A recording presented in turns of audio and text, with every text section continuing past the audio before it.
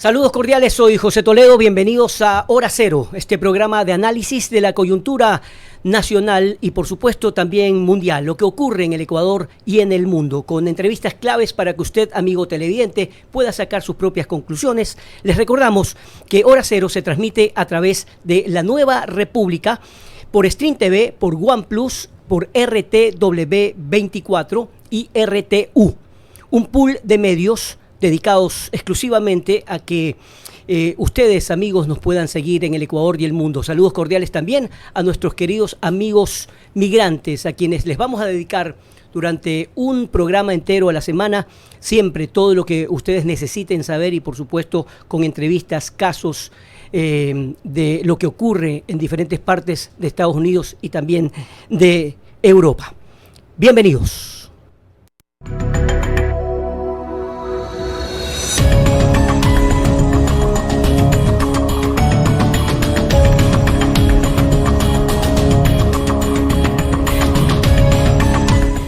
Y hoy empezamos con 4 invitados para hablar de los días previos a las elecciones que serán el próximo domingo, en donde se elegirá al próximo presidente de la República. Aquí en el set principal de La Nueva República tenemos al doctor Carlos Estarellas, prestigioso analista internacionalista, con quien vamos a conversar de los temas de coyuntura. Y vía Zoom ya está con nosotros los catedráticos y analistas políticos Esteban Ron, Arturo Moscoso y Mauricio Alarcón, a quienes les agradezco por su tiempo y por supuesto también por estar permanentemente con nosotros en diferentes entrevistas. Este es un programa abierto de 1 hora, vamos a hacer 2 cortes comerciales, así que les doy la cordial bienvenida. Doctor Estarellas, ¿cómo está? ¿Cómo le va? Muchas gracias, José, muy amable por la entrevista. Te felicito por este nuevo programa y saludo a los distinguidos panelistas que están en Quito. Perfecto, muchas gracias. Definitivamente hablar de nuestro país es hablar de los problemas por los que atraviesa, pero también de las bondades que tiene y de las expectativas que tienen y que tenemos los ecuatorianos. En unos días más conoceremos qué mismo va a ocurrir, quién va a ganar estas elecciones.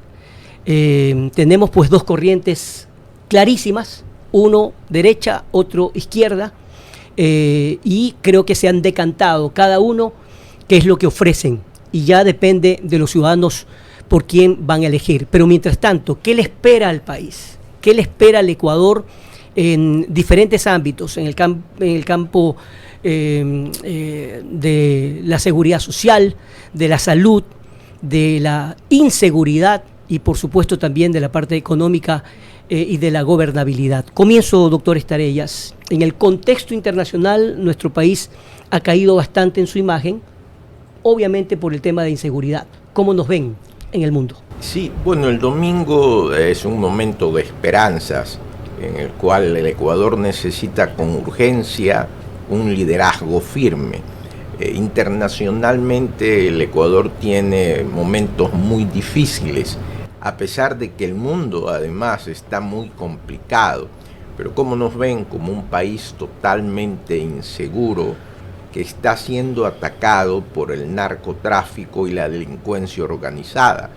Entonces es urgente que el nuevo presidente pida y solicite la colaboración internacional para poder tratar o atacar estos males como el narcotráfico y la delincuencia organizada. A estos problemas graves que tiene el país se une que el mundo, como decía, está muy complicado. Hay una pelea ahora por esta cuestión de los aranceles. Problema geopolítico. Sí, un problema geopolítico enorme porque existe la guerra o la invasión de Rusia a Ucrania, el problema Israel-Palestina, solo por mencionar 2. Es decir, que el nuevo presidente que elijamos el día domingo, aparte de atacar los problemas nacionales, que son varios, se va a encontrar en una situación internacional muy complicada y la va a tener que afrontar con gente preparada que la hay aquí en el Ecuador. Sobre este tema me gustaría también la opinión de ustedes, mis queridos amigos que nos ven a través de, con quienes estamos conectados vía Zoom. Esteban Moscoso, comienzo con usted, por favor. Arturo Moscoso, por favor. No los escucho. Ahí estamos. Gracias, José, por la invitación. Un saludo a la distancia a Carlos y también un abrazo a Mauricio y a Esteban, pues, y un saludo a la audiencia.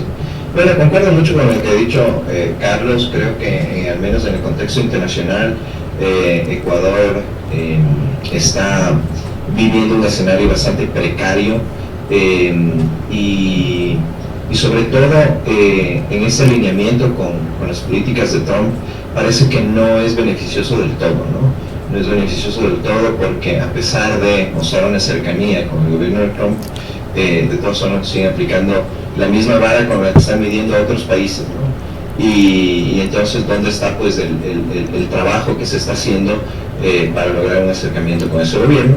A mí no me parece del todo mal que haya una cercanía con el gobierno de Trump por el tema de ser nuestro principal socio comercial, pero me preocupa también que por el otro lado empiecen a acercarse, aprovechando la oportunidad, más el tema de China, ¿no? China ya ha penetrado mucho en el país, que eso aumente, o países como Rusia, que podrían también intentar aumentar su influencia en el continente a través de ayudas o de ofrecimientos de este tipo, ¿no? Veamos también, estamos bastante mal en el tema de nuestro nombre por lo de la Embajada de México, y ahí hay una resolución pendiente de la Corte Internacional. Veamos qué es lo que finalmente decide, pero sí, o sea, y lo peor es que esto no se discute, ¿no? La política exterior no se discutió ni en el debate y no es un tema central en las discusiones en los medios, así que pues gracias por traerlo a colación, querido José.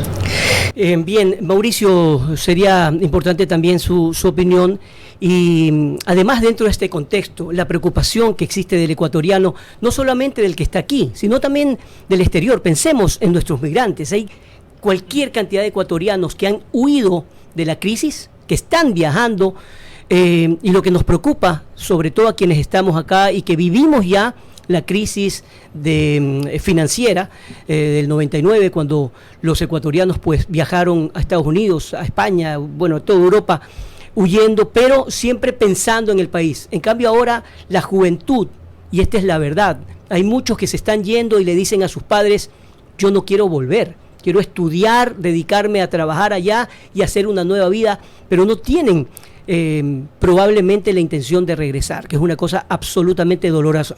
¿Cuál es su opinión con respecto a esto? José, un saludo desde Quito y un gusto compartir este espacio con Carlos, con Arturo, con Esteban. Mira que pensar en este momento en un país que no necesite claridad en sus relaciones internacionales es un absurdo, definitivamente. Estamos en una polarización mundial en la que además la postura internacional de un gobierno pesa y pesa mucho.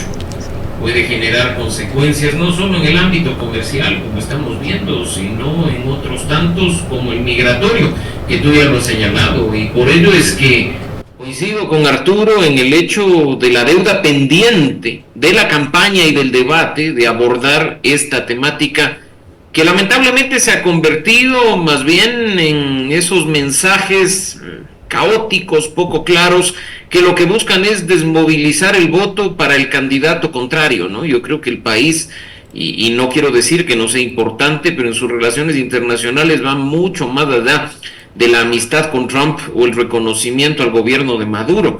Mira que incluso días atrás el presidente candidato se atrevió a decir que habíamos entrado en una suerte de fase afortunada de no prioridad en los temas de deportación, algo que no ha tenido sentido ni ratificación por parte de la instancia de Estados Unidos que hace este tipo de cuestiones, el Departamento de Estado. Y esos mensajes pueden causar no solo desinformación, sino problemas respecto de una población que en este momento tiene temor de ser expulsada de Estados Unidos y de regresar a un país que no le ofrece oportunidades.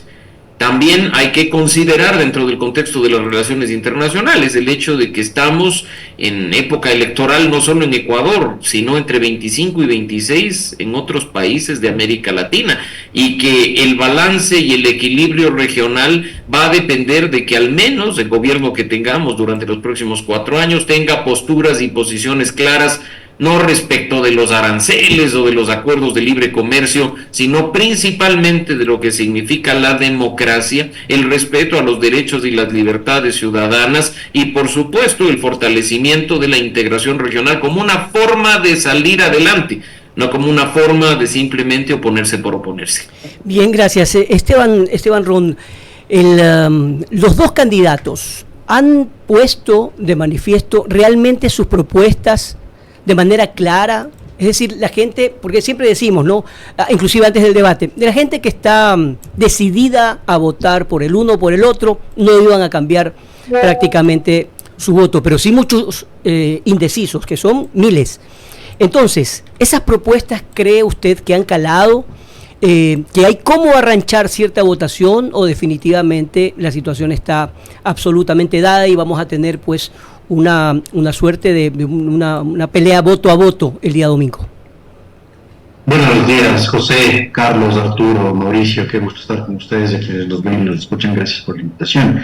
Además, José, mira, lo que tú pones sobre la mesa es muy interesante, ¿no? ¿Cómo se va a dar la movilización, en este caso la traspolación de los votos que en primer lugar tuvieron las otras tendencias electorales en la primera vuelta, y en segundo lugar los indecisos? Creo que ahí tenemos que utilizar dos premisas. Estamos, y ya lo dijo Mauricio, ante una polarización mundial, pero además influida en este caso por una demagogia absolutamente populista, ¿sí? Lo cual ha hecho que nos encasillemos en lo que autores como Ethan Wolf lo denominan como la democracia de la petulancia, la política de la petulancia.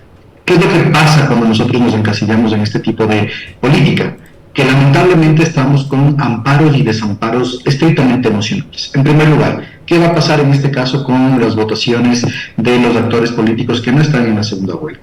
¿Sí? Con este 7-8% que se quedó por ahí. Tenemos una línea clara, ¿sí? Que es el tema de Pachacutic y Conalle, y eso hay que decirlo de frente, ese voto sí se va a movilizar hacia el correísmo, independientemente de las peleas que existan con sus líderes. Ese voto en primer lugar no es medible, no es escrutable por las encuestas, pero es muy orgánico. Después de eso tenemos a los votos desamparados. ¿Quiénes son los votos desamparados? Estas personas que están buscando alojarse en una de las dos opciones electorales, y para eso necesitas el clivaje.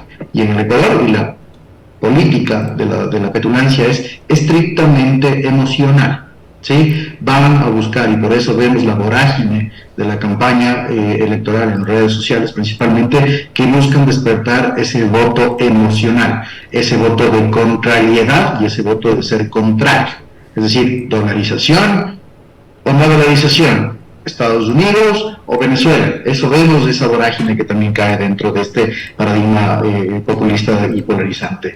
Y finalmente tenemos a los indecisos. Como tú acertadamente lo dices, José, hay muchos indecisos, que hay que ver cuáles son los indecisos orgánicos y los que votaron por el nulo por no creer en el sistema electoral, el CNE, la democracia, y los que todavía pueden fluctuar.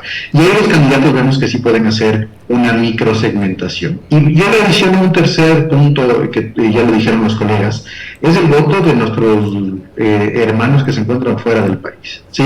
Con este voto uno a uno, paso a paso, va a ser muy importante la tendencia votacional de las circunscripciones electorales especiales en el exterior, ¿sí?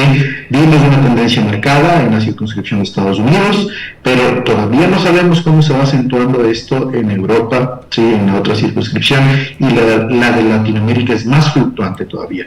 Entonces yo creo que esos son los factores que nosotros tenemos sobre la marcha. Yo creo que los votos, como les decía, los orgánicos y los que vienen de otras tiendas electorales, ya algo se van definiendo.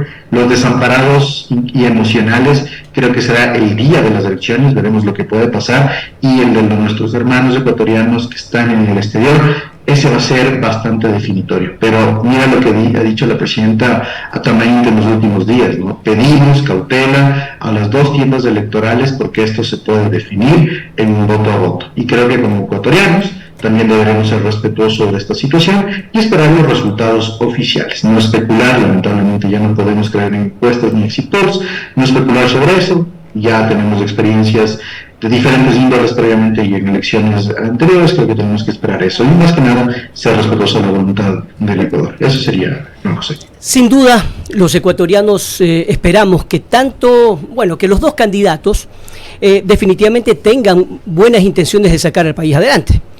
Esa es una premisa, es decir, independientemente que uno esté por la izquierda, por la derecha, etcétera, que las intenciones sean genuinas de sacar adelante al país. Ahora, ¿qué es lo que pasa en el Ecuador? Tenemos una inestabilidad económica, política, social, que es evidente. Que la culpa la tenga este gobierno es impreciso decirlo, que han sido los últimos 3 gobiernos de derecha probablemente, y qué pasó con el gobierno de izquierda que nos gobernó durante 10 años. Yo creo que poniendo a todos en una misma bolsa, creo que todos son responsables de lo que ocurre en nuestro país y también del propio ciudadano, que debe saber por quién votar y además no depender exclusivamente del Estado, como dicen supuestamente los libros. Sin embargo, después de la pausa comercial vamos a analizar los 3 problemas principales: la inseguridad, la inestabilidad económica, es decir, el desempleo y la falta de oportunidades. Esos son los retos que tiene el próximo presidente o presidenta a partir del próximo domingo. Volvemos después de la pausa.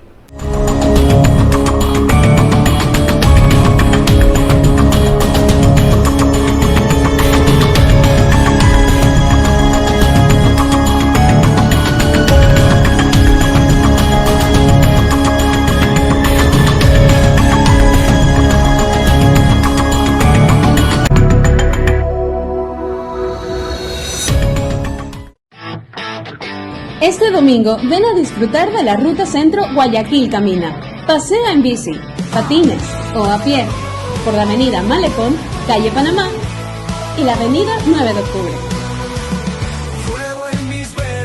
Te esperamos.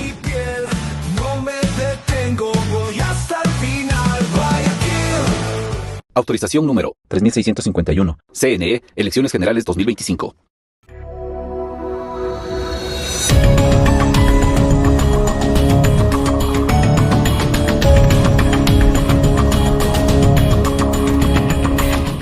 Continuamos con Hora Cero. Estamos en una entrevista con 4 personajes analistas para ver justamente lo que ocurre con nuestro país de cara a las próximas elecciones.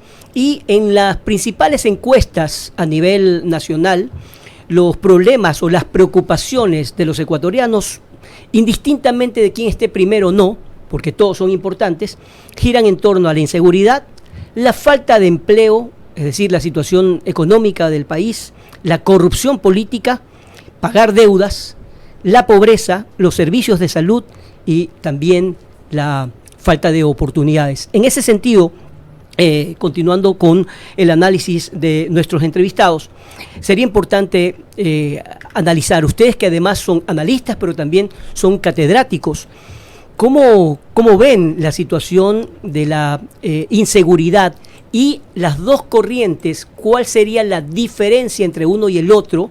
No solamente para captar a los adeptos, sino más bien para, de manera genuina, sacarnos del país, sacar a flote al país. ¿Y por qué lo digo? Porque mientras Luisa González quiere trabajar en materia interna sin depender del contexto internacional, de Estados Unidos y otras fuerzas, todo lo contrario, el presidente candidato, de hecho, ya están aquí fuerzas internacionales tratando de apoyar la lucha contra la delincuencia y la inseguridad. En ese sentido, entonces, ¿cómo analizan ustedes esta situación? Empezamos por Mauricio Alarcón.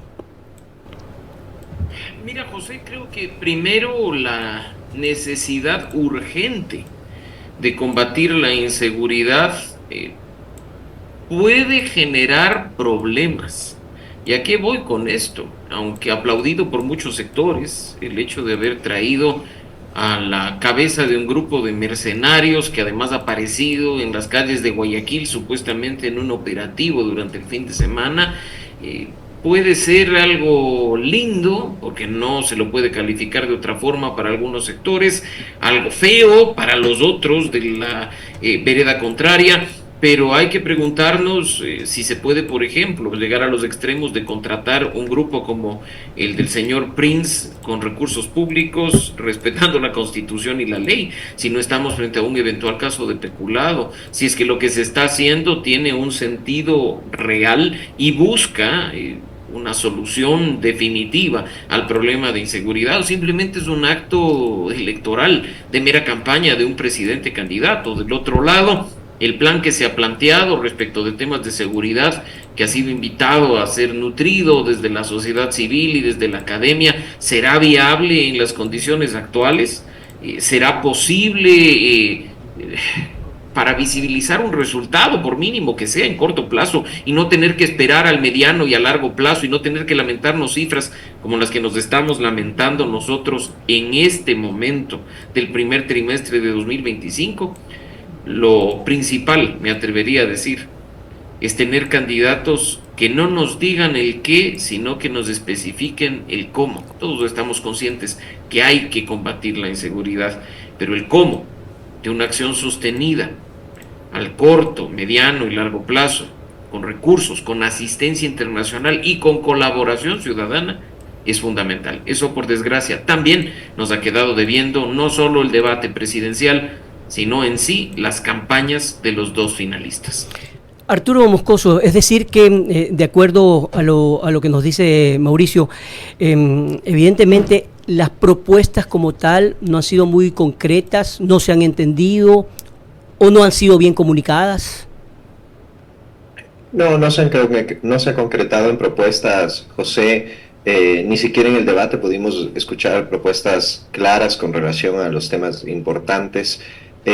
No está claro cómo ninguno de los dos candidatos va a manejar el tema de la inseguridad, y eso pues es una cosa que preocupa, ¿no? Porque, como bien decía Mauricio, el tema de esta cercanía con estos grupos armados no oficiales, ¿no? Preocupa, pero el punto es que hay que determinar, ¿no es cierto?, el impacto que eso puede tener en el votante, ¿no? Porque el votante no está muy claro ni muy cercano al tema de cuál es el análisis legal o constitucional que se puede hacer alrededor de traer o no a grupos mercenarios, ¿no?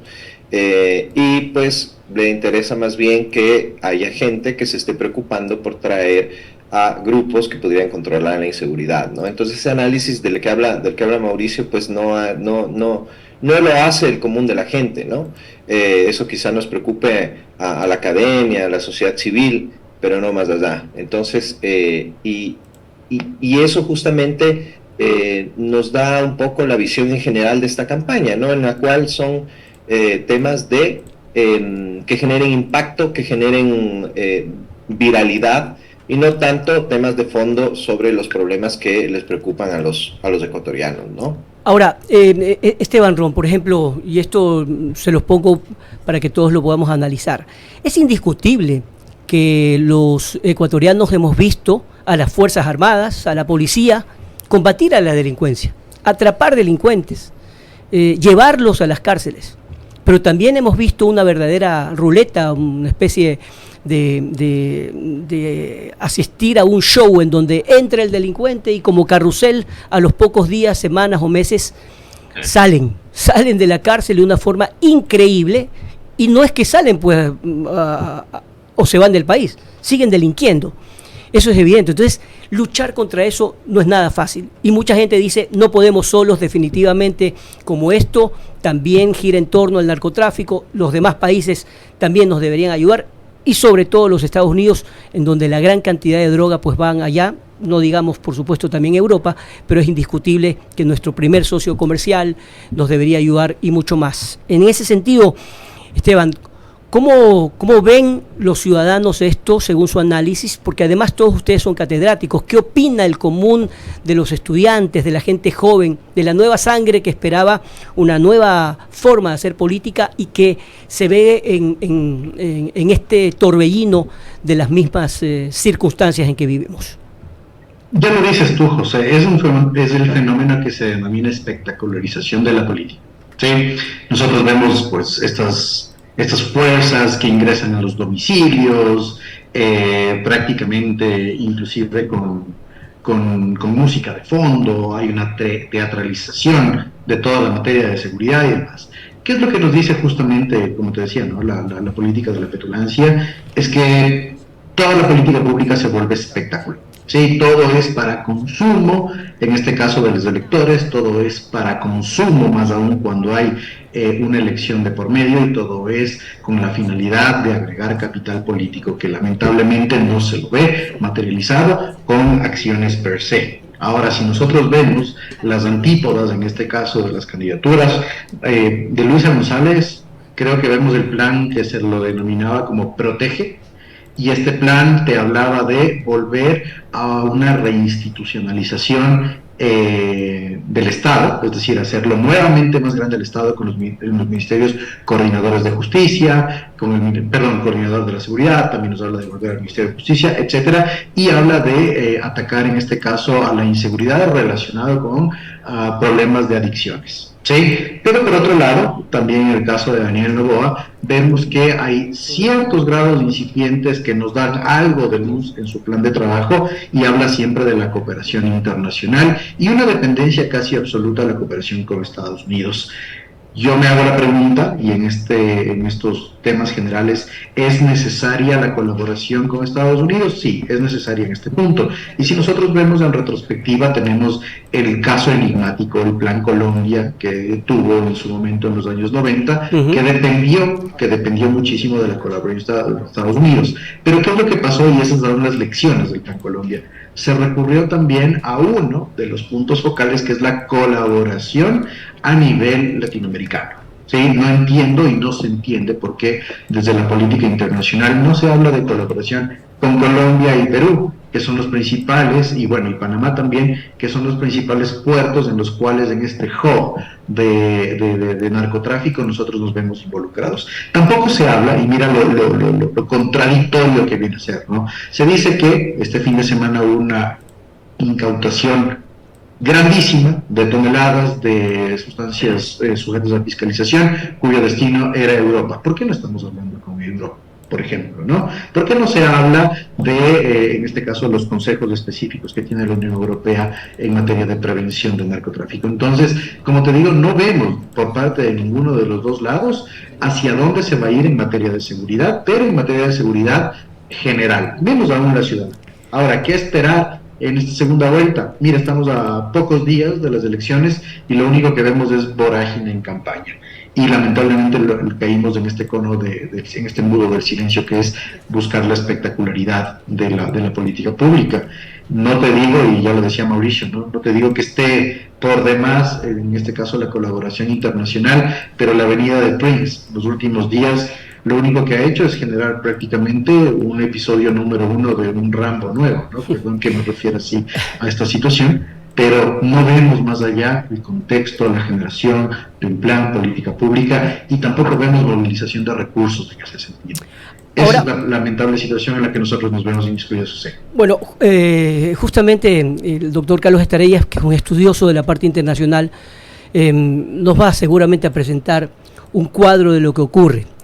Hemos cubierto, lo hemos conversado en diferentes entrevistas con todos ustedes y sobre todo contigo, Carlos, mucho de lo que ocurre en Colombia, de lo que ocurrió a finales de los 80, 90, en donde los cárteles de la droga, pues allá eran tan poderosos que arrodillaron a toda Colombia. El cartel de Medellín y el cartel de Cali, pues arrodillaron a Colombia y lo pusieron pues a merced. El narcotráfico, el terrorismo, fueron prácticamente los que mandaron a nivel de país y que se también inmiscuyeron y muy profundamente, y ahora con textos de historia estamos viendo hasta dónde llegó a penetrar el narcotráfico y esas redes, pero fueron vencidos en su momento porque todo el país y el contexto internacional, sobre todo los Estados Unidos, logró intervenir. Eso cuando cayó pues Pablo Escobar y etcétera. Ahora hay un cúmulo de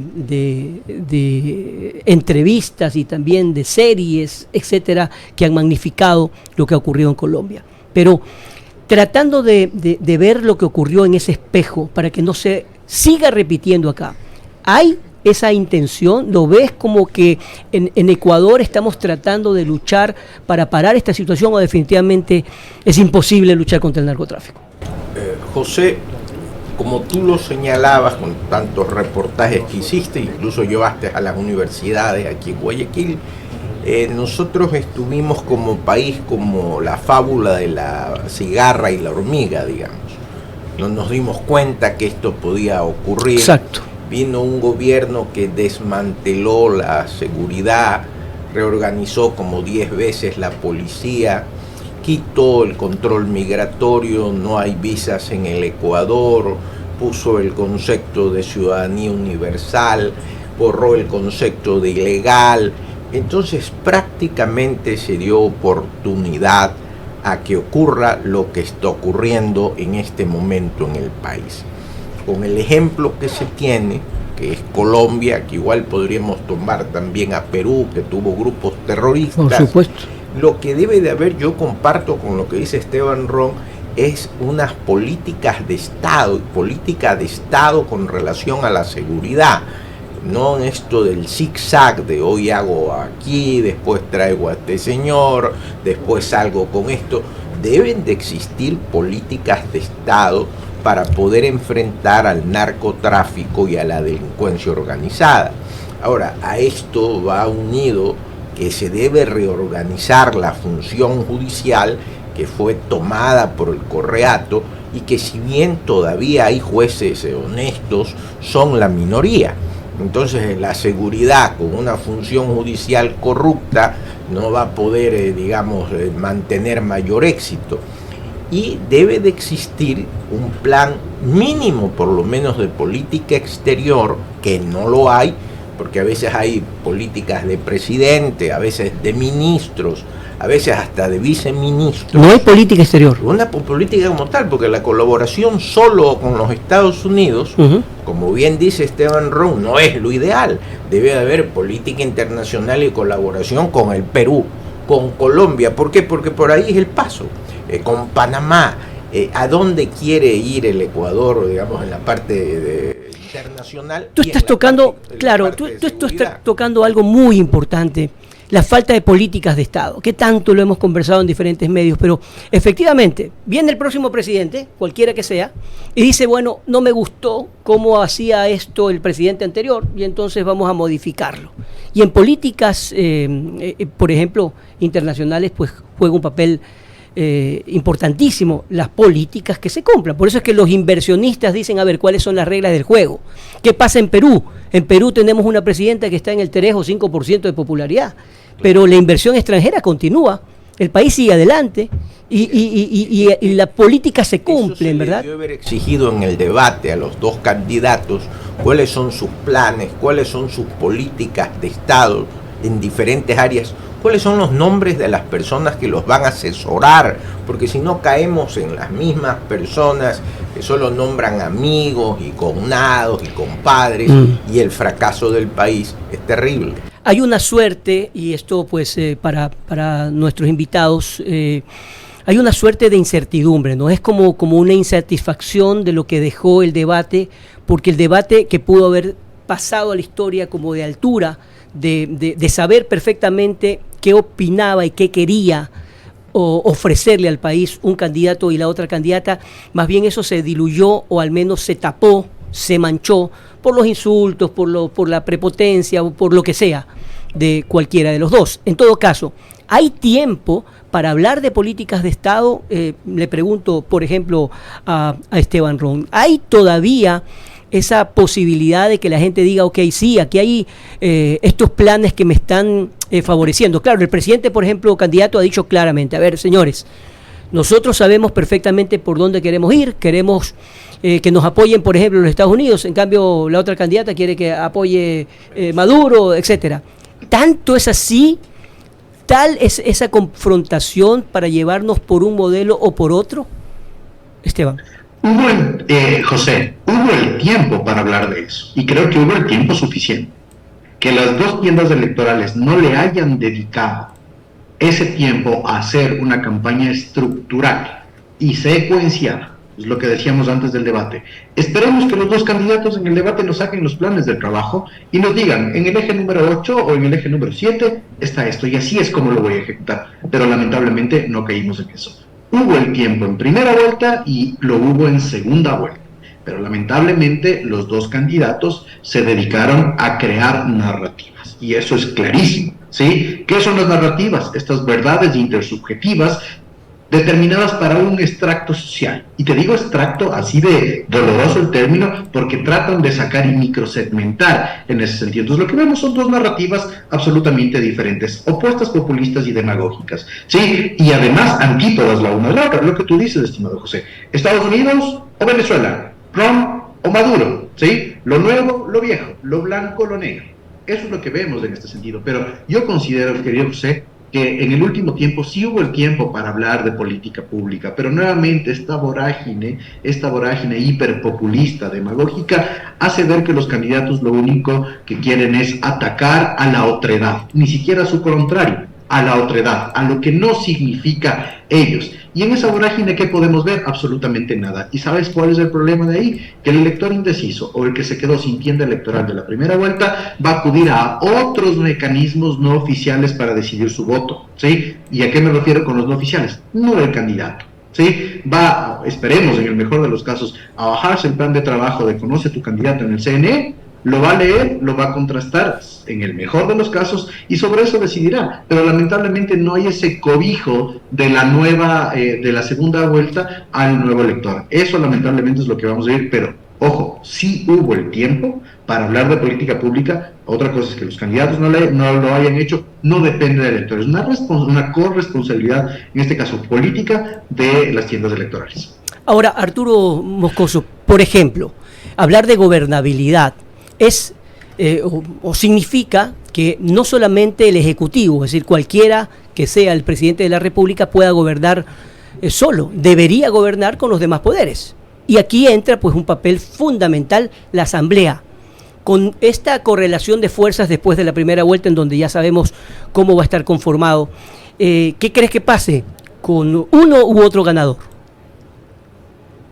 Bueno, José, aquí dependerá de la capacidad de cualquiera de las dos candidaturas finalistas de llegar a acuerdos con los otros partidos políticos minoritarios dentro de la Asamblea, ¿no? Dentro de este acuerdo medio fallido entre Pachacuti y la Revolución Ciudadana, también se entendía que habría un acuerdo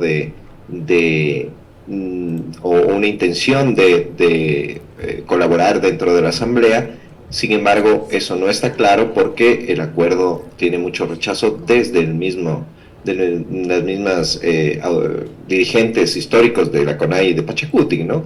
Pero ya yéndonos a quien gobierne, creo que es más fácil para quien gane las elecciones el conformar una mayoría dentro de la Asamblea, porque es el que maneja el Estado y la llave de los recursos, ¿no? Y si bien no hay el tema de un intercambio de recursos por apoyos, sí puede utilizarse para presionar de cierta forma en obras, a través de obras públicas o de presencia estatal en las provincias de estos asambleístas minoritarios que necesiten, pues obviamente, demostrar a sus votantes que están haciendo algo por su provincia, ¿no? Entonces, cualquiera de las dos candidaturas que gane la elección, pues probablemente tendrá más facilidad para conformar una mayoría dentro de la Asamblea. Y eso implica pues que tendrá mayor gobernabilidad, ¿no? Que será más fácil hacer políticas públicas, reformas, etcétera. No todas, porque la mayoría hay una buena proporción de leyes y las reformas constitucionales también que necesitan mayoría calificada, pero sí para conformar una mayoría simple que le ayude a ir gobernando, ¿no?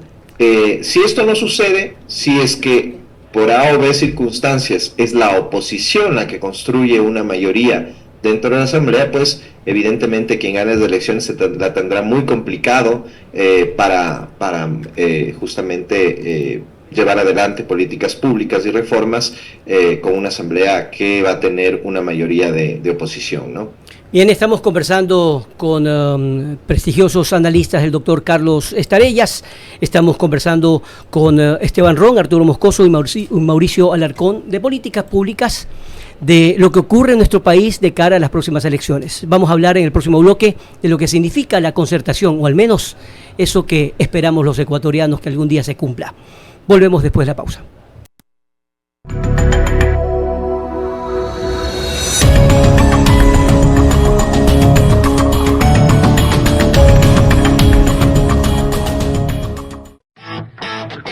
Este domingo ven a disfrutar de la Ruta Centro Guayaquil Camina. Pasea en bici, patines o a pie por la avenida Malecón, calle Panamá y la avenida 9 de octubre.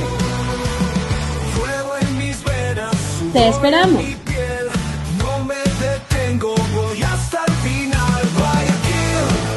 Autorización número 3651. CNE, Elecciones Generales 2025.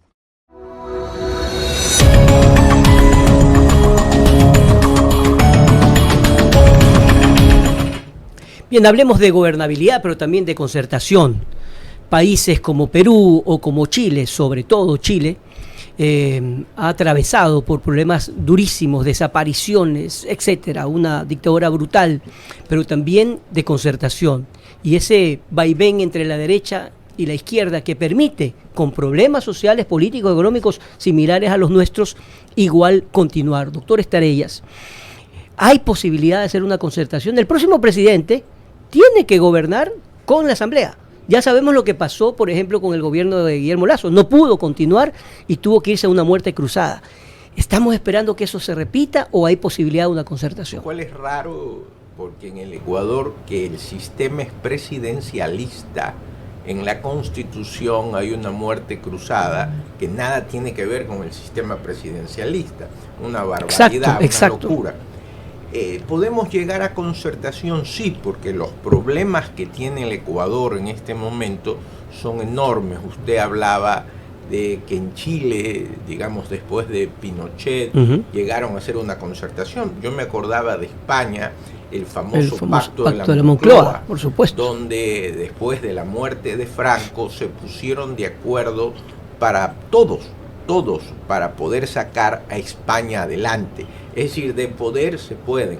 Lamentablemente aquí los intereses partidistas, intereses personales o a veces caudillistas del líder del partido no permiten poder llegar a esa concertación que sería unirse para poder enfrentar los problemas pero graves. Por lo menos en lo mínimo. Por lo menos en lo mínimo. Ni siquiera llegan a esos problemas mínimos, que sería, bueno, enfrentemos el narcotráfico, enfrentemos la delincuencia. Claro, hablemos de salud, políticas de salud. Mejoremos el IES. No se ponen de acuerdo, hay una confrontación y eso demuestra la inmadurez política de estos pseudos políticos que poco ayudan al Ecuador. Mauricio Alarcón, lo escuchamos ahora porque sabemos que está en camino a otro compromiso, pero es indiscutible que hablar de concertación parecería como hablar de algo imposible de hacerlo. ¿Qué opina usted? Es preocupante, José, que pensemos que sentarnos entre distintos, entre personas que piensan diferente a encontrarle salidas al país es una utopía. Pero la mezquindad política, la inmadurez de los actores políticos, su incapacidad de escuchar críticas y de tener autocrítica, genera aislamiento e imposibilidad de que bajo un modelo colaborativo, de alianzas, de consensos, le encontremos salidas a los problemas. Lo decíamos en un inicio, ¿puede el Estado por sí solo solucionar el problema de inseguridad? Definitivamente no.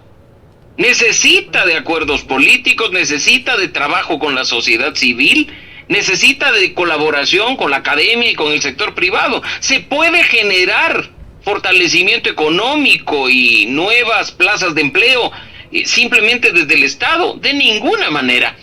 Los modelos colaborativos, sentarnos en una misma mesa, actores de todos los sectores, sobre la base sí de coincidencias, pero planteando nuestras divergencias es fundamental. Y yo no quisiera sonar trágico, más bien te diría, prefiero sonar positivo y pecar de ingenuo y hasta de utópico en que en esta ocasión eso podría ser posible. Yo entiendo lo que pasa en la Asamblea, se ha hablado del tema de gobernabilidad, Arturo lo acaba de decir, pero ¿por qué no pensar en la posibilidad de que todos los actores políticos puedan pensar en el país, sentir el país, ponerse una camiseta de la ciudadanía y empezar a colaborar entre ellos para encontrarle soluciones? Que las pugnas y los problemas queden para después, que peleen entre ellos de cara a las seccionales del 27, pero que en este momento que hay temas urgentes a ser atendidos, piensen como país y nos traigan, por supuesto, beneficios a todos. A ver, cuando ha habido un conflicto bélico, lo experimentamos cuando ocurrió el lamentable hecho histórico con los peruanos, definitivamente pues hubo una reunión entre expresidentes, todos nos reunimos, flameamos la bandera, etcétera, y nos pusimos de acuerdo con un, en ese entonces, enemigo común, ¿verdad? En este momento estamos enfrentando problemas terribles que debería provocar la unión de todos, porque ¿a quiénes le beneficia un país dividido, un país lleno de delincuencia o de corrupción o de narcotráfico? Nuestro país está sumido en un abandono, hay mucha gente que está queriendo huir o salir de aquí porque no encuentra una salida. Entonces, esto debería ser una preocupación para todos, y cuando hablo de todos son de todas las fuerzas políticas, pero qué terrible es ver o escuchar en las redes, por ejemplo, que porque alguien de la derecha se une con el de la izquierda o porque un líder político se une con alguien a conversar o hablar de estos temas, ojo, no para pactar de manera negativa, sino para hablar de país, eso también es criticado. Porque en su momento ya hubo una reunión, lamentablemente fue una reunión que no se conocía y que cuando se hizo pública, ahí fue pues un desastre. Pero los líderes de aquella época, Jaime Nebot, el presidente Lasso, el expresidente Correa, se reunieron. Fue evidente que hubo la reunión y sin embargo luego esto fue un desastre. ¿Por qué no pretender? Y además propongo que la academia, que creo que también la academia debería ser más participativa, para no hablar de culpabilidad, pero debería ser más participativa, para no esperar solamente un debate del Consejo Nacional Electoral, sino llamarlos a todos y proponer estos grandes temas que podrían ser de concertación. En ese sentido, ¿se puede lograr o es una utopía también, Arturo Moscoso? José, los acuerdos son absolutamente válidos y deseables en la política. Siempre es importante que los diferentes actores políticos se sienten a la mesa a dialogar sobre el beneficio del país, pero justamente ese es el problema con los acuerdos de nuestros políticos por lo general. No son acuerdos de beneficio del país, sino de los políticos de la tienda política de turno, ¿no? Y donde lo que priman, ¿no?, son esos intereses partidistas, personalistas, y no los intereses del país. Y por eso generalmente estos acuerdos además son por debajo de la mesa, son poco conocidos, no se los revela ante el público, ¿no?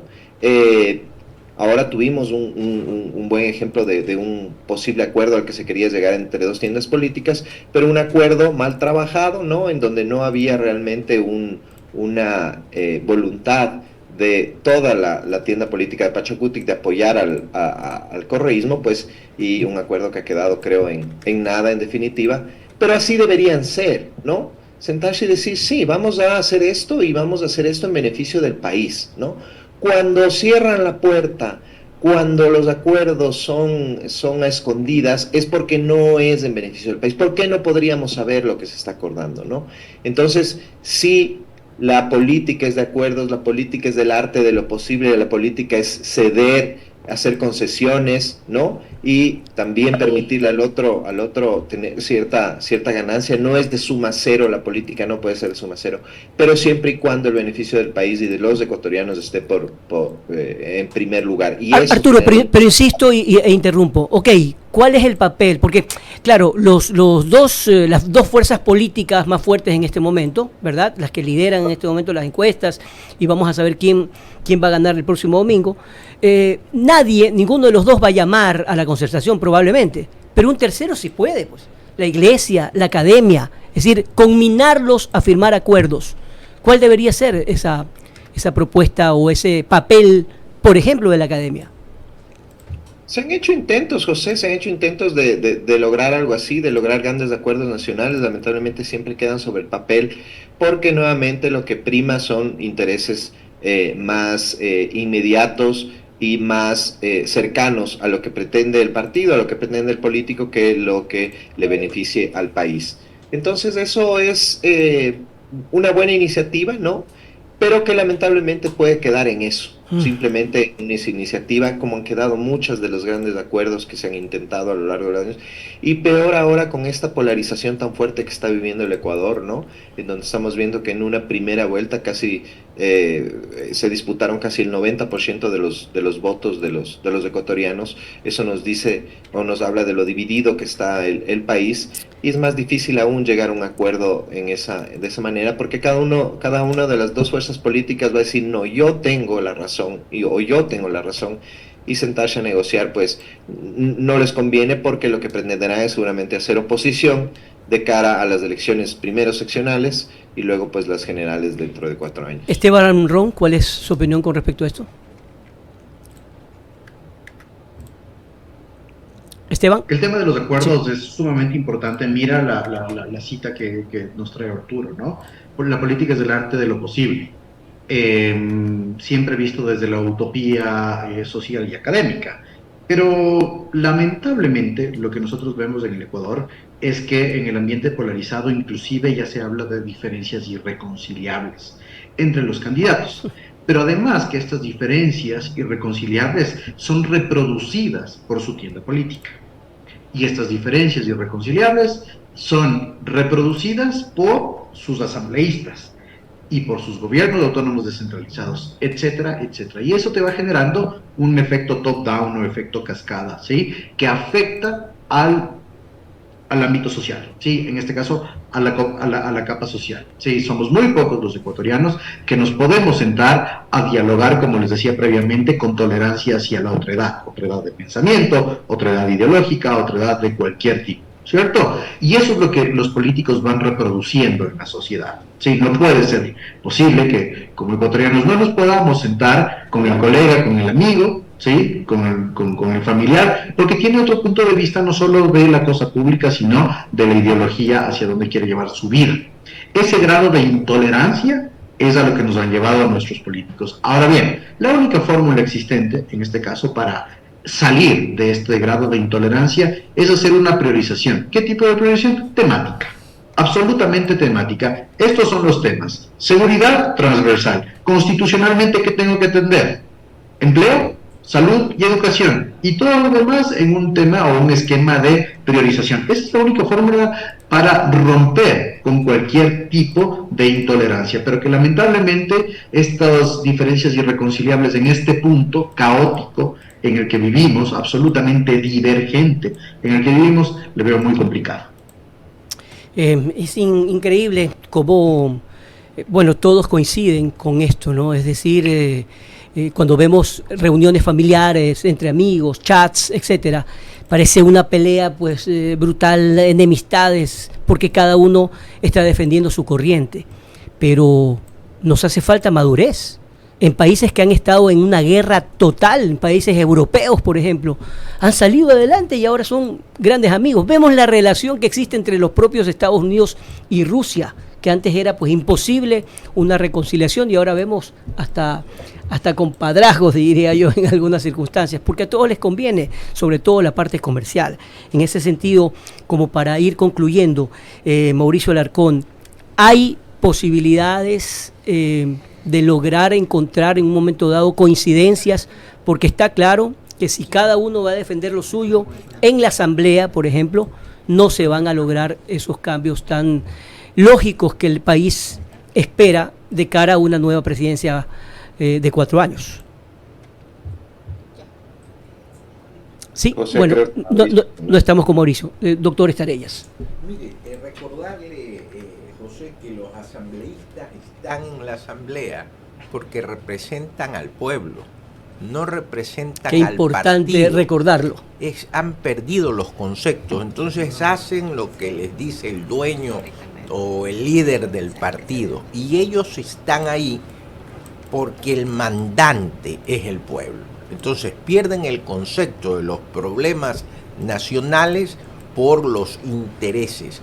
Lo que ocurre en el Ecuador, estimado José, que el tejido social se ha roto y se ha dividido. Y en el Ecuador sí pasó muy corto cuando estuvo Bucarán, pero estuvo tan corto que no trajo consecuencias.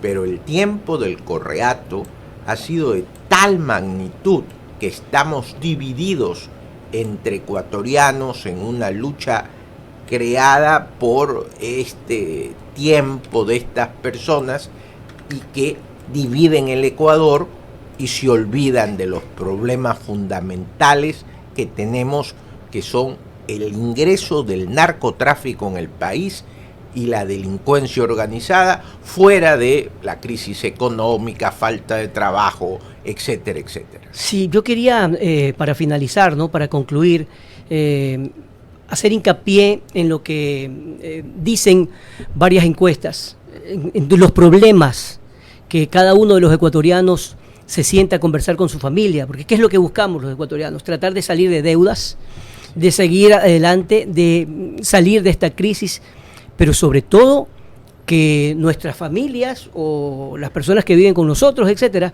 lleguen pues a la casa bien.